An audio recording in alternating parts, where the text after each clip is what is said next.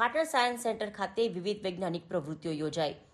11 જિલ્લાઓમાંથી આવેલ 1600થી વધુ સહભાગીઓ સાથે સાયન્સ સેન્ટર બન્યું વિજ્ઞાન પ્રેમીઓનું કેન્દ્ર.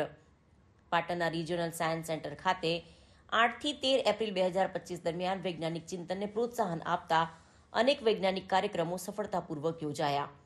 આ કાર્યક્રમોમાં ઉનાળાની લૂથી બચવાના ઉપાયો અંગે જાગૃતિ કાર્યક્રમ, વિશ્વ હોમિયોપેથી દિવસ નિમિત્તે આરોગ્ય જાગૃતિ, આંતરરાષ્ટ્રીય સેફ્ટી પિન દિવસની ઉજવણી અને વિશ્વ બૌદ્ધિક સંપદા દિવસ નિમિત્તે મહિનાભર ચાલનાર જાગૃતિ કાર્યક્રમોનો સમાવેશ થયો હતો.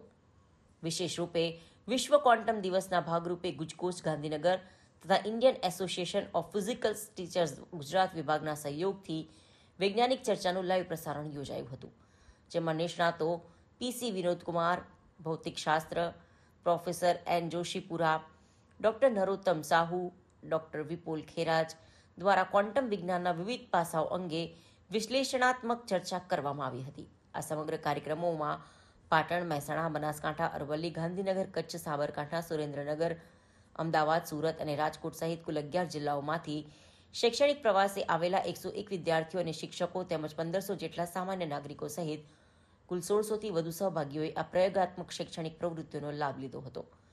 આ ઉનાળા વેકેશનમાં વિદ્યાર્થીઓને વૈજ્ઞાનિક અભ્યાસ માટે અનોખી તક મળી શકે તે માટે સાયન્સ સેન્ટર અને ગુજકોસ્ટ ગાંધીનગર દ્વારા 29 એપ્રિલથી 7 જૂન 2025 દરમિયાન સમર સાયન્સ કેમ્પ 2025નું આયોજન કરવામાં આવ્યું છે.